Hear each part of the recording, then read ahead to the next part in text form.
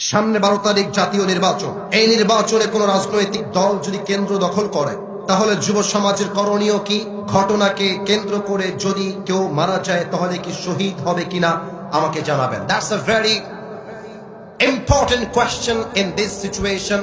আমার মনে হয় 2026 সালের ফেব্রুয়ারি মাসের সবচেয়ে গুরুত্বপূর্ণ প্রশ্ন আমি আজকে হাতে পেয়েছি।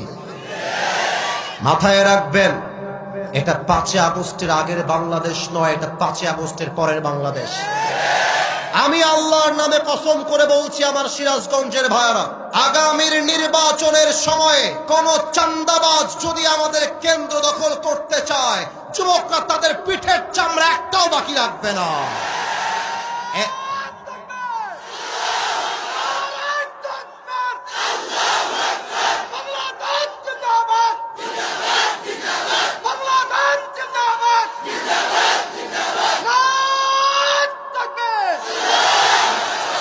এই যুব সমাজ যদি শেখ হাসিনার গদি উল্টাইতে পারে, তোমার মতো পাতি নেতাকে যুবকদের গোনবারও টাইম না।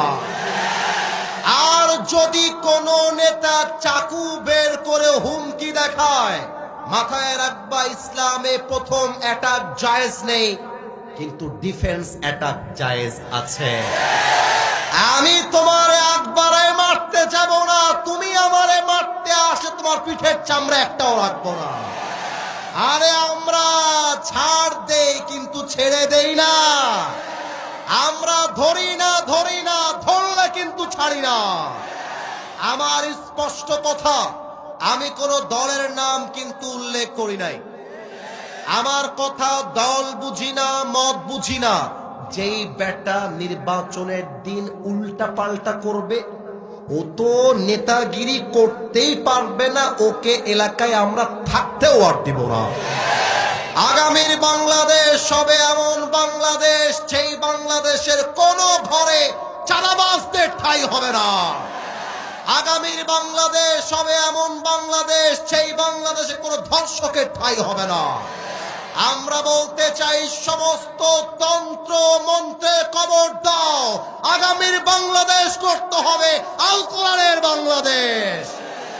অতএব তুমি যদি সেই দিন নিহত হয়ে যাও, আল্লাহ তোমাকে শহীদ মৃত্যু দিবে, কারণ তুমি দেশের জন্য লড়াই করতে করতে শহীদ হয়ে গিয়েছো। অতএব তোমরা যারা যুবকরা আছো, শোনো, নির্বাচনের দিন বাসায় থাকবা না, ভোট কেন্দ্রে যাবা।